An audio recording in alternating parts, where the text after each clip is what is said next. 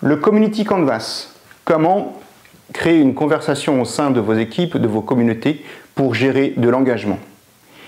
Il y a 3 parties dans le Community Canvas. La partie en rouge au-dessus qui propose de créer une discussion avec l'équipe sur l'expérience. La partie bleue qui se concentre sur l'identité, les parties constituantes de cette communauté.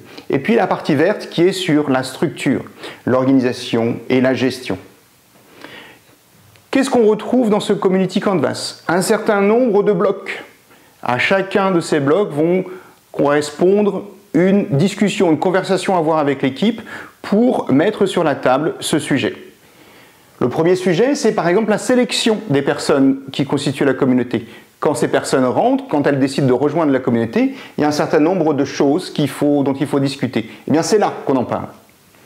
Ensuite, une fois que cette communauté est constituée, il y a un certain nombre de rituels. Alors les rituels, ça peut être des réunions, ça peut être des événements qu'on met en place, et on en parle au moment de cette case.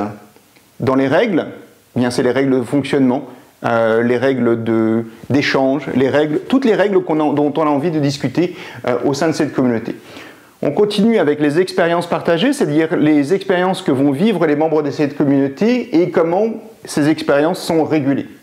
Le contenu que cette communauté crée, les rôles des différents membres de l'équipe, et pour finir, il peut arriver que certains membres de cette communauté s'en aillent. Eh bien, il y a toute une discussion à avoir sur la façon dont ça se passe. Chacune de ces cases va donc représenter un dialogue, une structure de conversation à mettre en place avec les membres de l'équipe ou de la communauté. Deuxième partie centrale, le rond. Et si vous ne devez parler que d'une seule chose avec l'équipe, je vous recommande que ce soit ces éléments-là. Et en particulier, l'identité qui est au centre, les membres qui constituent cette équipe, comment ils se voient les uns vis-à-vis des autres, et puis la raison d'être, les buts, pour ensuite créer une discussion avec les membres de l'équipe sur les valeurs, par exemple la transparence, les besoins de justice, l'environnement, ça peut être des valeurs qui arrivent dans les discussions, dans les conversations qu'on crée. Les marques représentent soit les produits, soit les services, tout ce que la communauté met en vitrine. Et puis les indicateurs de succès qui vont nous indiquer comment on arrive à remplir ces buts et ces raisons d'être.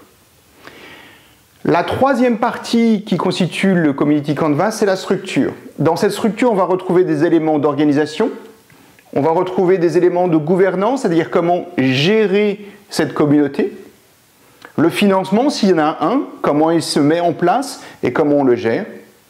Les médias et plateformes, ce sont les outils qu'on va utiliser pour communiquer au sein de cette communauté et éventuellement vers l'extérieur. Et puis ensuite, la gestion des données qu'on aura créées à travers le contenu sur ces médias et ces plateformes. Tout ça, ce sont les éléments qu'il faut discuter avec une équipe ou avec une communauté pour la créer. Alors, pas forcément depuis le début, mais ça peut être une discussion qui se met en place au fil du temps. Voilà, ce sont les éléments du Community Canvas.